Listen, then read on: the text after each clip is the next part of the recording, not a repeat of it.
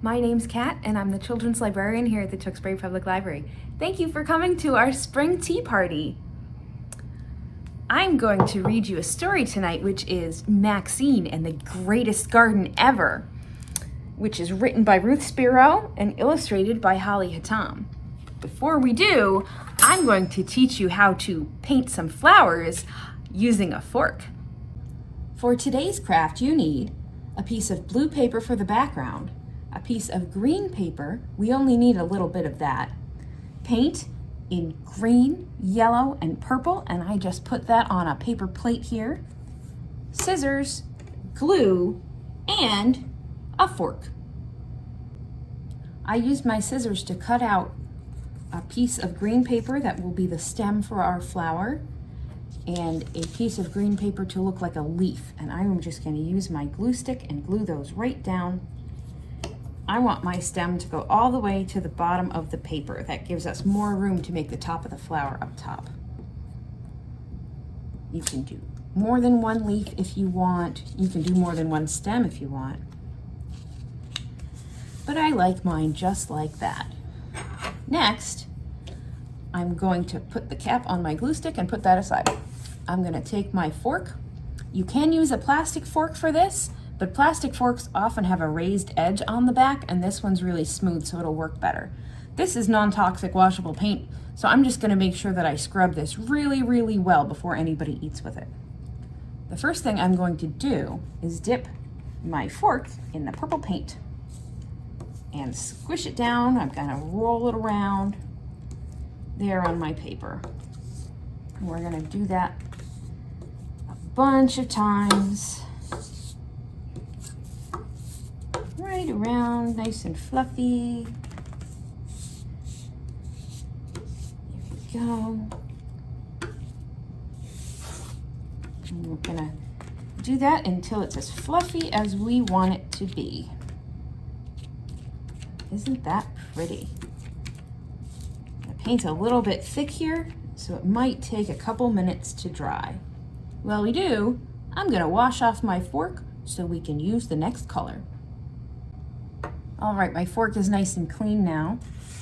I am going to use the green and make grass along the bottom. I should have put down newspaper on my table before I did this. I didn't think about it, but that's okay. This is a craft table and this is washable paint, so I will make sure I clean it up just as soon as we are finished.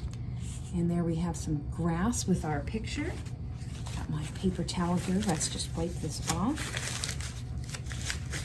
You might want to wait until the center part is dry, because now we're going to use some yellow and go right in the middle. There we go. Isn't that pretty? I think this looks wonderful. You know, you can make one big flower with a fork. You can also use your fork and make some little flowers. Just whatever colors you want.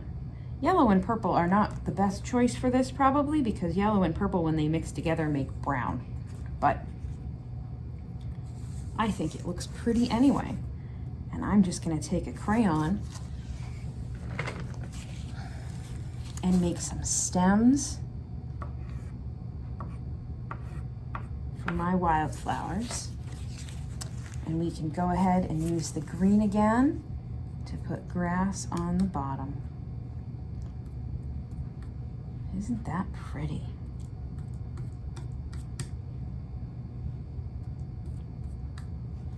And there we go. We have not one, but two fork print flowers. Great job, everyone. I think our pictures look wonderful. Why don't you get yourself a snack and something to drink, and I'll read you a story. Today's book is Maxine and the Greatest Garden Ever, written by Ruth Spiro and illustrated by Holly Hatam. Maxine and the Greatest Garden Ever, written by Ruth Spiro and illustrated by Holly Hatam.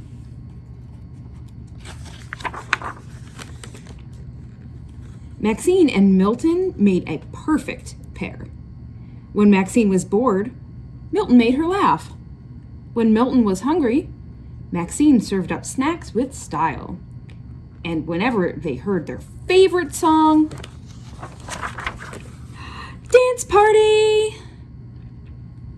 Maxine liked making things, and she especially liked making things for Milton. If I can dream it, I can build it, she said. Lucky for her, Milton provided plenty of inspiration. Sometimes their friend Leo came over. Leo liked making things too, just in a different way. One day, they made an exciting discovery. "Let's make a garden," said Leo. "Let's make the greatest garden ever." Milton grinned from gill to gill. He hoped the new garden would also include a pond.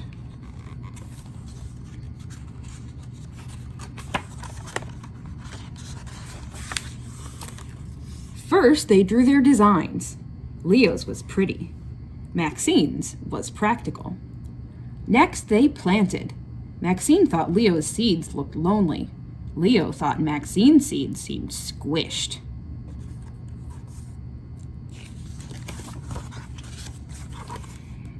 Lucky for Milton, the one thing they agreed upon was his pond. Every day they watered and waited until they had grown the greatest garden ever.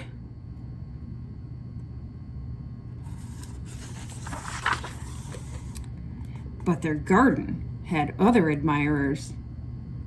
"What happened?" cried Leo. "Animals," said Maxine. "Let's make something to keep them away." "Something that looks nice?" asked Leo. "Something that works." They sculpted and stuffed, fitted and fluffed. "Can you make it move?" asked Leo. Maxine thought that was a silly question. Unfortunately, the animals didn't know they were supposed to be afraid.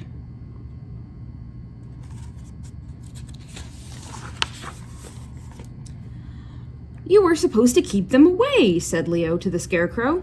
"You didn't help." "Maybe he did," said Maxine. "Now we know what doesn't work.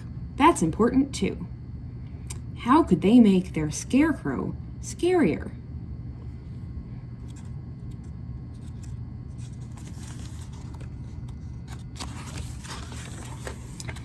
They hammered and hitched, measured and switched. Then, while Leo sewed, Maxine wrote some code. They made a critter creeping, laser tripping, disco ball blinking, tuba tooting, super spectacular Scarecrow! Sorry, animals, the salad bar is closed. This time it worked a little too well. "Your circuits made the tuba too tooty," said Leo. "Your disco ball made the lights too blinky," said Maxine. "It's all your fault." And that was the end of that.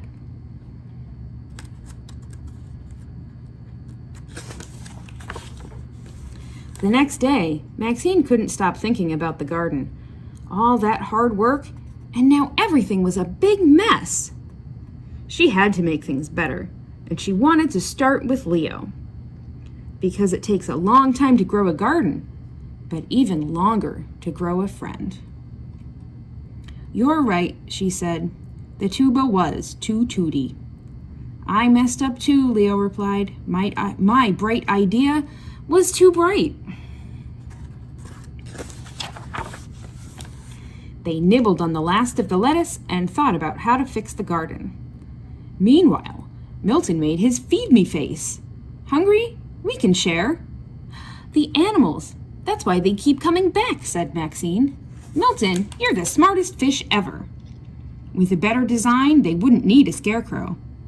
"If I make this work, can you make it look nice?" Leo thought that was a silly question.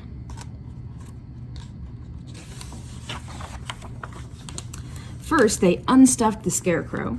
Then they repaired, replanted, and redecorated. Finally, Leo adjusted the audio. Finished! Almost, said Maxine. We need one more thing. Friends! Look, there's the bunny buffet and the squirrel snack shack, chipmunk cafe. What a great story! I hope you liked it as much as I did. Thank you so much for coming to our spring tea party tonight. You can follow us here on YouTube for lots of other tea parties, arts and crafts, and stories, and follow us on Instagram, Twitter, and Facebook at Tewksbury LIB. Have a wonderful day!